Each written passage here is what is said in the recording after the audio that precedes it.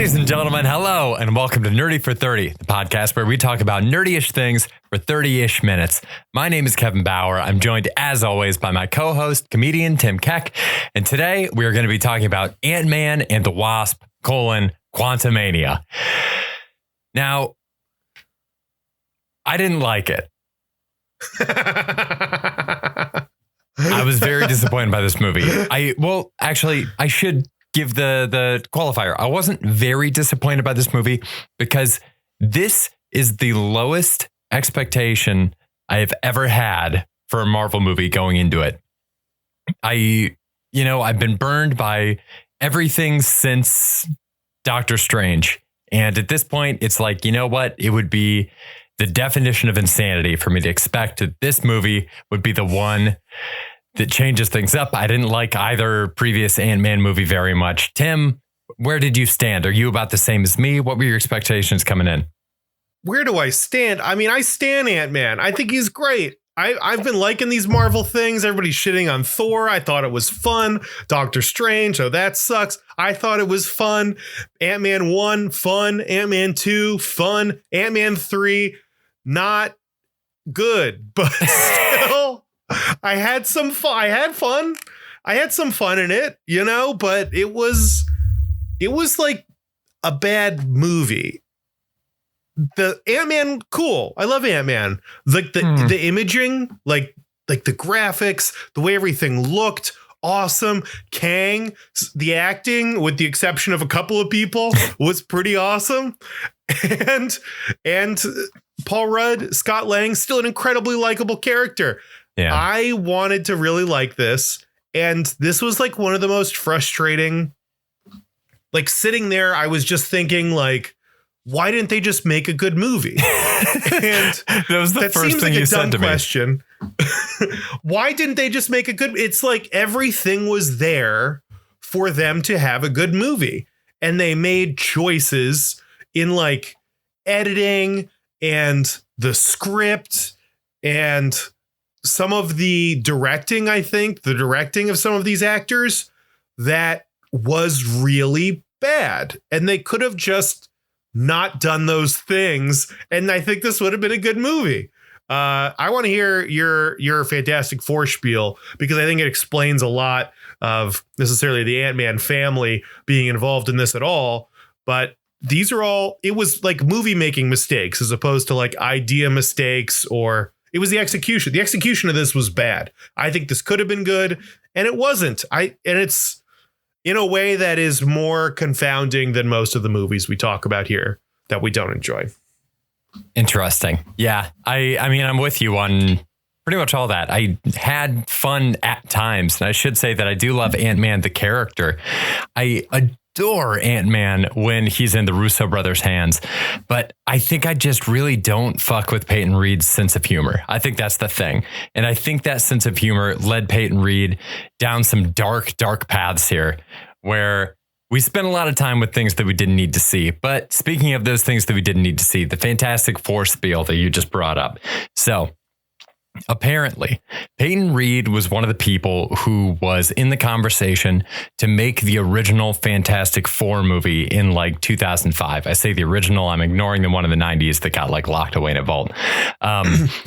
That movie ended up going to Tim Story because Peyton Reed wanted to do something apparently a lot stranger and more conceptual and closer in tone to the Beatles' A Hard Day's Night, where the Fantastic Four are like the most famous people in the world. They're the biggest celebrities in the world. And so they've got fans chasing them all over the place.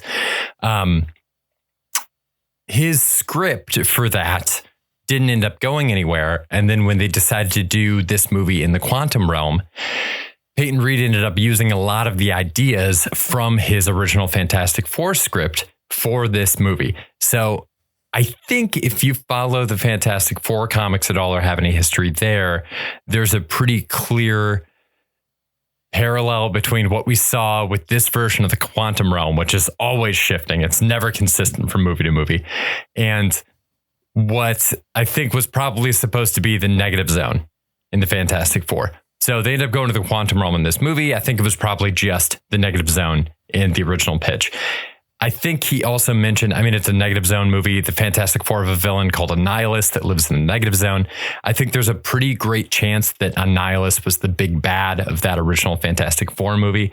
I don't know if there was kind of like, you know, like an underboss like M.O.D.O.K in that original version or what, or if it was just Annihilus. But the weird like delineation between M.O.D.O.K and Kang, and everybody's afraid of M.O.D.O.K, but M.O.D.O.K is a fucking joke. And Kang is this giant villain in this movie that we all know about. It's the worst kept secret in all of Marvel. And yet we're refusing to say his name in the first half of the movie. It was just a fucking mess, Tim. It was very messy. I think your Fantastic Four point is it kind of feels like that. It kind of feels like Ant-Man was just kind of like placed into this story. The Fantastic Four have like a real relationship with Kang. Even if this was a Fantastic Four movie, it would make more sense because I think Kang's first iteration as the Pharaoh was in a Fantastic Four book. And I think I saw something that was actually talking about the Fantastic Four went to the quantum realm first. Huh. So I don't know if that's true or not. I need to do that's just random speculation, but I know that the Tut version of Kang the Conqueror. Yeah, like on his name. The problem is I was thinking back to the movie. I'm like, what did they say his name was? And then I had to like fast forward through like an hour and a half of the movie in order to get to the part where they actually said this guy's name. You're right. It's like one of the worst kept secrets ever that this is going to be the guy. We all know this is going to be the guy. It is not interesting to keep not saying his name. Also, you could just say his name. We still don't know what that means, right? We still don't know what incarnation of Kang we're going to get. How scary is he? How much of an indomitable force is he? So what's the harm in saying his name right away, acknowledging the elephant in the room, and you can still build up to this like scary character who ultimately, you know, it's a bummer that he was beat by Ant-Man. I'm sorry, Ant-Man is not like a top tier villain in the power echelon, and we're supposed to think Kang is this like huge threat, and he's going to be the problem that he's going to kill all the Avengers again, and he couldn't take Ant-Man. It's weird. It's a weird like power basing thing. Man, I don't know. It was just weird. It was sloppy. I don't know. But I will say, by the time they get to the end of the movie and they're fighting Kang and there are stakes, I was in. And I don't know if it's just the Marvel machine. I don't know if it's just Ant-Man. I don't know if it's Jonathan Majors acting. I don't know if it's Paul Rudd crushing it. But their fight at the end, I was a little like, oh man, is Ant-Man going to die or something? Like, is something really going to happen here? It felt like the stakes were raised for me in a way that more like a good Marvel movie would do. But I feel like I fell for the Marvel formula a little bit as opposed to them earning that reaction from me. You know what I'm saying? Oh, for sure. Yeah. I mean, that's one of the things about this. I think I'm ready to declare this like the Bob Chapek Cup. I think this is like a quintessential Bob Chapek Marvel movie. I think he was all in on making money for Disney, the corporation. I mean, this guy greenlit everything. There was so much coming out of the pipeline. My God, I'm a huge Marvel stan, and there was a lot of Marvel that came out last year. And some of it we didn't need. Some of the shows were a little bit too long. Some things I wished were longer weren't long enough. It was just strange choices being made. And some of the series that were greenlit going forward is just like, what? You're going to make this? I don't understand why. I loved Agatha too. I don't understand why we're getting an Agatha spinoff. Like, put Agatha in something else. I don't know. It's strange. Huge fan, but still strange that she's starring in her own Disney Plus show over a lot of these other characters we have. Anyway, I think this movie fell into a lot of the same traps as Avengers Age of Ultron, where I think they had other stuff they want to get to. I think they're like, shit, we have Kang Dynasty coming up in 2 years. We got to get a lot of Kang out. So I think Kang maybe had to be in this movie. I think that works if you don't have the M.O.D.O.K stuff. The M.O.D.O.K stuff was a big miss for me. I think it's just too much stuff they were trying to cram into one movie. it's also strange that it's the third movie in the Ant-Man series, and as a culture, we have a kind of recent obsession with trilogies. So we expect the third installment to kind of be an ending of everything. So I don't know if M.O.D.O.K was in there and it was Darren because they needed to wrap everything up or what the deal is, but it was not a nice ending to like a trio of Ant-Man movies. Half the characters we love from Ant-Man movies, the characters that make me like the Ant-Man movies, like Michael Pena, where are they? So, right. Where the fuck is Judy Greer? What's Judy Greer doing? Where's the crew? Where's the Michael Pena monologue in this? Man. Like, that's one of the best bits they do. Oh, God. Where's Randall Park? Randall Park. They at least should have had a couple of the like goofy quantum realm people just be perfect mirror images of Scott's friends from the real world.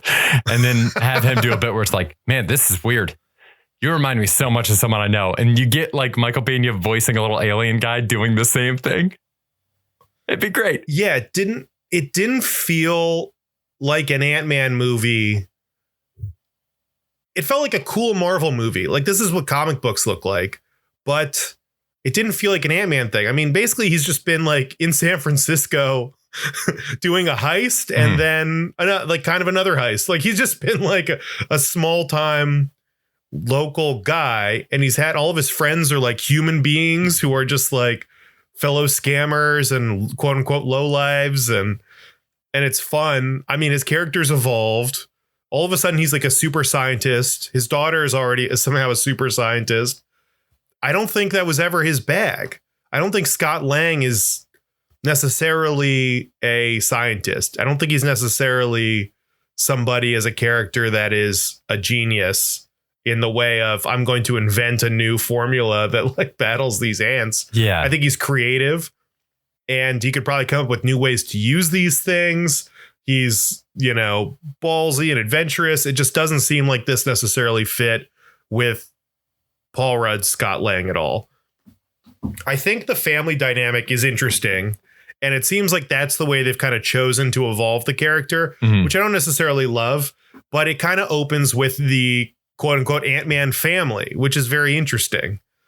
It's like the original Ant-Man, the original Wasp, Paul Rudd, Hope, and then his daughter. His daughter is referring to Michael Douglas as grandpa at the beginning of the movie. He is not her grandpa. Correct. And apparently she got really into science because while they were all zapped, she got really into grandpa's journals and read through them.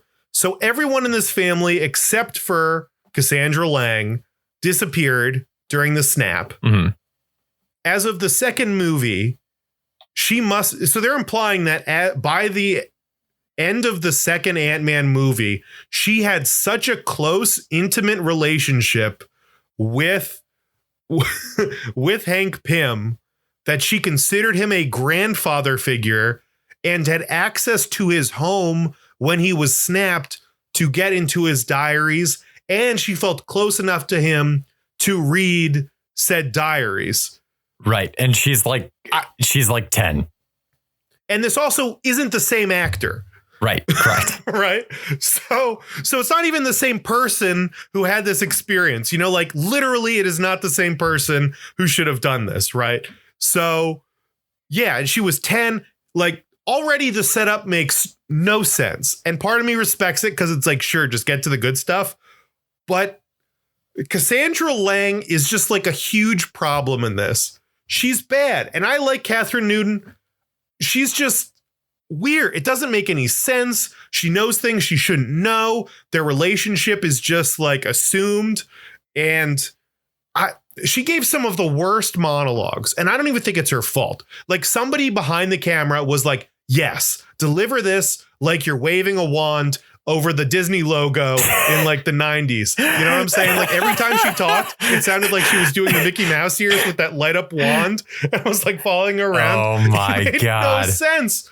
Her delivery was insane. And she's a good actor. She could do better. So like somebody saw that and was like, yes, that is what we want. And I'm pissed at them. That shouldn't be that. She's getting an inspirational speech in this thing. Like, I guess I don't understand. What did Paul Rudd learn? What did Paul Rudd learn in this Was there a character arc? Who's the protagonist? Like basic story structure. Mhm. What matters? What changes? What did we learn? What was the journey? So The relationships I think, don't make any sense. I agree that the relationships don't make any sense. What strikes me as a tragedy for this one is that I think there is a very interesting central dramatic argument in this movie. And I think it's an interesting one specifically for Scott, because Cassie states it out loud. She says that just because something isn't happening to you doesn't mean it isn't happening. And every single thing in this movie, like credit to this, is pointed at giving Scott greater awareness of things that are happening to other people, so that Scott needs to decide whether to save the things that are precious to him, like his daughter, or whether to, risk his own life and risk having his daughter safe again in order to save these other people that also deserve saving. I think it's a really interesting thing to have him doing now, especially because he's being so braggadocious about having saved everyone, which was great. That was a wonderful, the opening of this movie, I was like, this thing might slam. I was open to it. I think it's interesting in terms of the entire idea of Kang, like the whole idea that just because Janet goes through that situation where Kang basically says, like, if you let me go, your reality will be safe. Like, I won't fuck with yours. I'm just going to take care of these other ones. So it's the same choice that Janet has to make, where it's like, hey, sure, my reality would be safe, but countless other realities would be destroyed. I think it's especially interesting given the idea of ants. They seem to go really hard on like ant symbolism in this movie, and not even symbolism, just fucking directly. This is the antiest of the Ant-Man movies for sure. With the idea of like large groups of people banding together to do things, like when Scott was in the very cool quantum realm sequence. The problem is that that was awesome. It just got lost with a lot of other shit that had no idea what it was. I think Michael Douglas has been a terrible actor uniformly throughout this. I think he has been dog shit in every single Ant-Man movie. There's a thing that's happening in this movie where they seem to have really fixated on the idea that it's funny that Hank likes ants. And they're correct. It is funny, but it has the potential to be funny if they used it differently. So as they use it here, it doesn't really hold any weight because we're not really given a good solid foundation on the base reality for it. We could have used a scene up top that really locks in the base reality of like, Hank has gotten weird about these ants, because we can't just retroactively say he's been super weird about the ants. He's been doing stuff with ants, but it's scientific and it makes sense.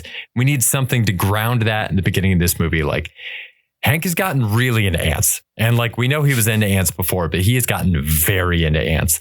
And then lines like that thing where he's like, yeah, look, it's my ants. They saved the day. And the line like, ants don't give up. Like, if those were played a little bit differently, those could have been incredible lines, but they just fell flat. You're right. Like ants don't give up. Shouldn't be delivered like an inspirational speech. It should be like a heart to heart. You know what I like about ants? You know what's the most fascinating thing about these ants is you put any obstacle in front of them, they figure out a way over it. I think that works. It's usually, something like they do it as a team, like just like a real genuine thing. But instead, Michael Douglas is just like a senile man in this, and half the time his lines are gold. Half the time they're just like not like absolute nonsense and a complete waste of time. It's fascinating. I mean, I have a hard time blaming his acting because I'm happy to see him like every time. I don't know. I like seeing Michael Douglas. I think some of that delivery is I feel like that's a director's fault. Is like, hey man, stop saying shit like this. Like, what's the tone of the movie supposed to be?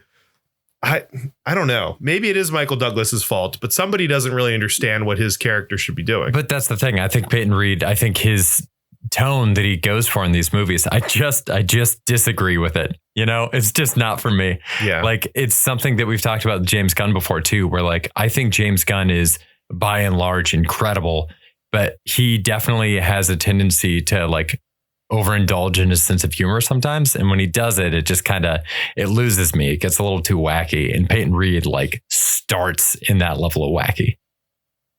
Yeah. Yeah. It's weird. I like Michael Douglas. I like Michelle Pfeiffer. I like Paul Rudd. Jonathan Majors is a stud. Mm-hmm. Dude, Jonathan Majors rules. Jonathan Majors is amazing. I was thinking legit after this, like every movie leading up to Kang Dynasty, he should be the bad guy in. They should like every single Avenger should have to beat a Kang before we get to Kang Dynasty, and they all come back and just fuck shit up. Oh, like that rules. There's no reason they couldn't do that. That's so good, and it breaks my heart that I don't think it's going to happen. Oh, it won't at all. It won't at all.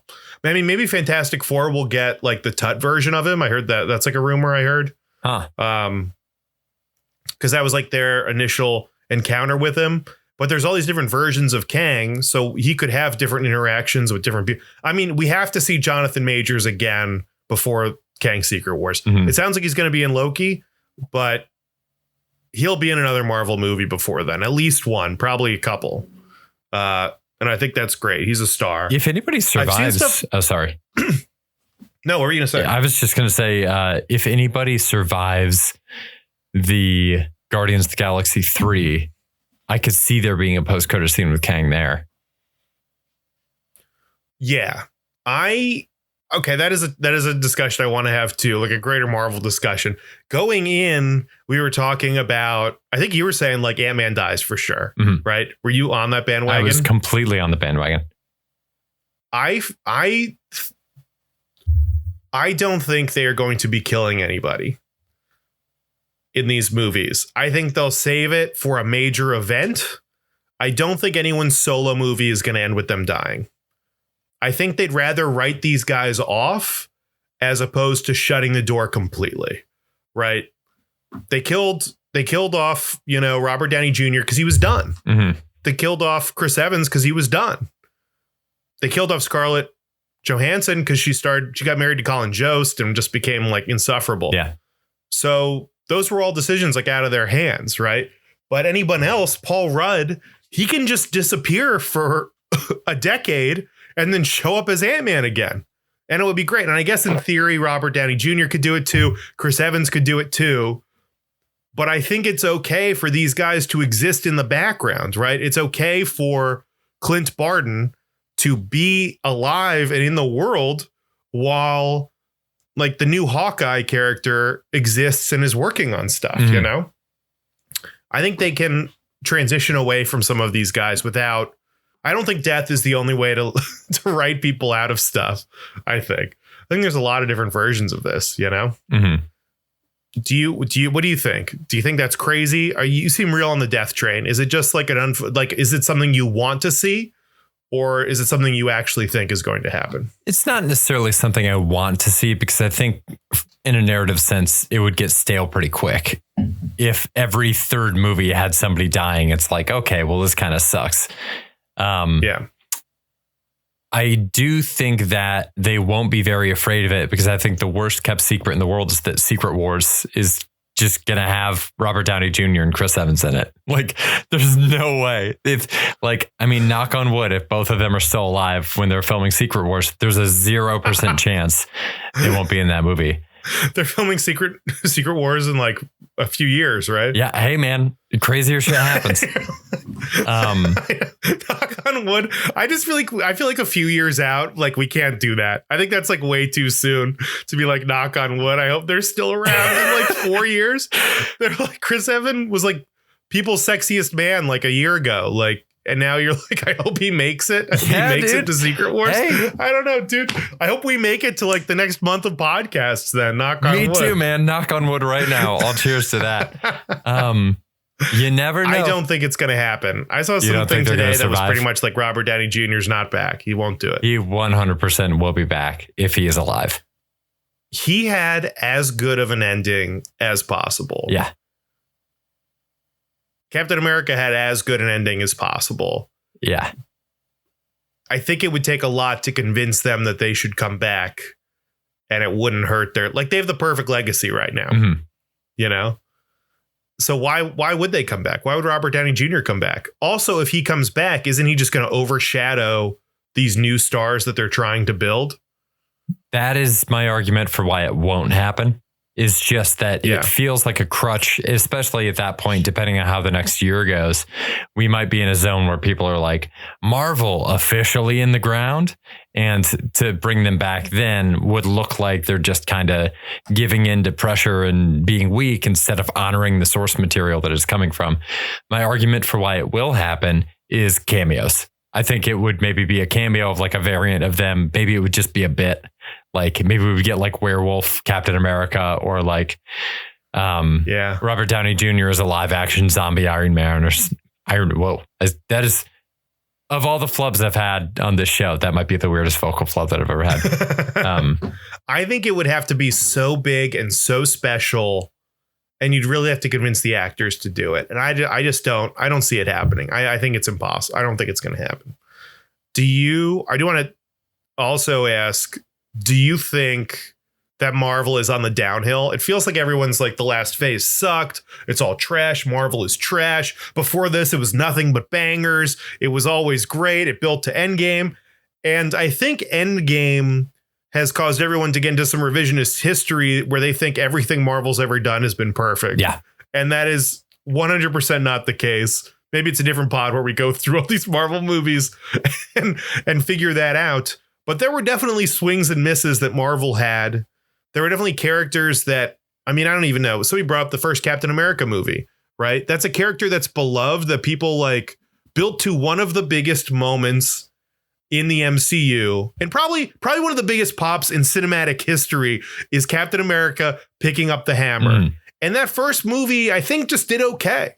And if you watch it now, it's like, it's an okay movie. It's like it's very mid movie. The first Captain America movie, Winter Soldier, amazing, but they like had to build this guy into something. This didn't just happen overnight. And I don't know. I feel like people are overreacting. I think people are overreacting with like, Marvel's done. Everything sucks now. They're bad. They lost the secret sauce. I think they could easily put a string of movies together that gets everybody right back on board and into everything they're doing. I completely agree. I think if we look back at the movies pre-Endgame, there was like a solid, like a spine of movies that were very good. And all the other things were just kind of hanging off of that with varying degrees of vestigiality. Obviously, Winter Soldier, incredible. Civil War, incredible. But yeah, Avengers Age of Ultron, big group thing, did a lot of groundwork, but like just decent. Iron Man 3, pretty damn good, but nowhere near as good as like Winter Soldier or Civil War. But I think that through line is the thing that's missing right now. And I think what's kind of freaking people out is that it seems like they're branching out in a lot of different directions instead of any kind of a clear way. Like everything has a setup for something that we might not see the resolution to for 6 years. I mean, Jesus, we had the Blade voice. They couldn't even decide on a costume for Blade yet or get Mahershala Ali in the room. So we don't even know what the fuck Blade looks like yet. The movie got pushed back. So that Blade thing happened like 4 years before we're ever going to get a glimpse of this guy. That feels ridiculous to me. What's going on with the Eternals, whatever that, I forget, the Celestial that like stole the living remaining Eternals and then left. Are we going to see the Celestial in Guardians? I hope that maybe we're building toward like Annihilation or something in space, and kind of the space characters have their own thing going on. And then maybe we can build toward the Kang stuff back on Earth. Like maybe we keep them separate and that's the deal. But it feels like I wonder if Disney Plus kind of fucked shit up, because all the Disney Plus shows that were good, with the exception of WandaVision, which feels very television specific, I think could have been better movies. There's no question that a 2-hour version of Moon Knight would have ruled. There's no question that a 2-hour version of Hawkeye would have ruled. Like, I don't know why these things are so long. Yeah. I liked Hawkeye a lot. I thought it was great. Moon Knight, 100% should have been a movie. I heard they're doing that with the Don Cheadle, Armor Wars. Yeah. They're turning that into a movie, which I think is a good move as opposed to a show. It is very spread out. And I think I know we've talked about it before, but Endgame was such a singular event.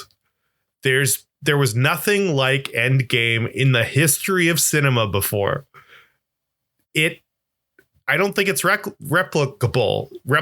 I don't think it's going to happen again. You're talking about just a span of like 10 years of buildup through multiple blockbuster, multi-million-dollar movies that built into one of the biggest movies on the planet of all time. It's never happened before. It's going to be impossible to cross that bar now. It was a great movie. The bar is so high, and you're right. Now it has planted this seed where everybody needs everything to mean something. And I think, even Shang-Chi is like kind of its own contained story, but it ends with, all the Avengers like in that room saying, oh, these rings are the key to something. They're making a call, and we still don't know what it is. My God, it's going to be years before we find out what the call is. Fuck. Because I thought the call was related to the Celestial maybe. And nope. It's not. It's just its own thing. You're right. And then, oh God, what was that? Yeah, that movie with the Celestial. What was that? Eternals had that ending that, again, it doesn't relate to anything else we've seen so far. There's so many things that are just like a build to nothing, as opposed to Iron Man just dealing with his personal demons, building a bunch of suits and exploring his relationship with his wife and his best friend, right? Like as a contained thing. I mean, that's the other thing you just brought up. What you just described, despite the fact that it's a guy with a flying suit of armor, it's very grounded. And so I think that's the other thing maybe that people are reacting to is all this stuff now is very like woo-woo, very mystical, very superpowers. They waited so long before anybody had energy-based powers in the MCU. And then the two huge things that came out of Age of Ultron were energy-based powers and the kind of like weird metallic rubber suits that then would go on to be like what every character wears now. Everybody's got like kind of a metallic rubber suit. They figured out probably the cheapest way to do how to do this going forward. The easiest, most cost efficient way to do it going forward. Okay, let's wrap this up. I did just want to say Evangeline Lilly, I've heard, is asking for like a Wasp movie, and she shouldn't get it. No. She has no charisma whatsoever. She's the least charismatic actor maybe I've ever seen in a Marvel movie. Just nothing. There's no shine to her. Even like Catherine Newton, I think has more of it than Evangeline Lilly does. Even though I think she did like so poorly in this, I can totally see her moving into a Thunderbolts thing as Cassie Lang and like crushing it. I can see her doing a good job going forward. Evangeline Lilly is just a weird anti-vax, dud, in my opinion. Dude, Catherine Newton was so good in the movie Freaky. I don't know what happened here. It's strange. When she got cast, I was bummed that they like bucked the old person that was playing Cassie in such a shitty way. But at the very least, I was like, well, it's Catherine Newton. She's going to be great. And dude, I don't know what happened. I think she can fix it though. She can. I think they can reboot her character real quick, turn her around, make it awesome. I think she's a good actor, and she'll be back for sure. Last question, Kevin.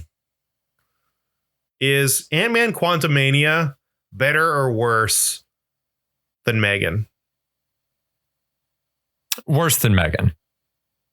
Better or worse than Avatar? Well, I know which one I'll probably watch more. All right. So we've got that. Kevin, any other things? Anything else we got to go over? I think that's all I got. Anything else you want to talk about? Anything else on the table? Anything else in the quantum verse that we should hit? Oh my gosh. I'll do one last thing. I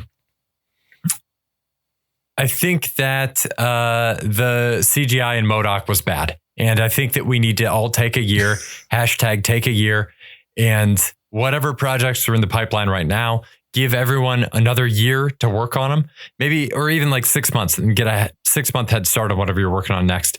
The VFX industry is treated like shit. We need to get these people better unions and more money.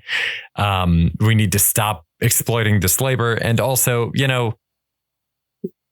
We want this stuff to look good. If we're going to be doing this stuff, M.O.D.O.K, holy cow. I could not look at him. I was embarrassed to look at M.O.D.O.K because his face looks so dumb. And maybe like they could, if it's going to look that dumb, just, I know that he's got kind of a horizontal face in the comics, but just make it a head. Do whatever you need to do so that it doesn't look that dumb, because God almighty, did it look dumb.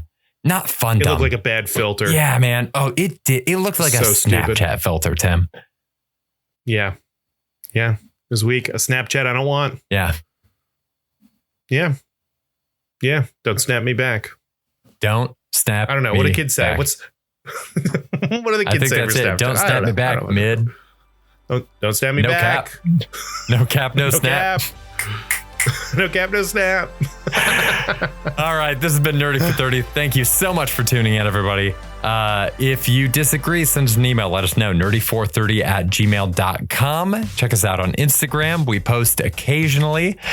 And we'll be back here again tomorrow with our review preview. And then again next Thursday with Cocaine Bear. Cocaine Bear. Stay nerdy, everybody. Bye. Bye.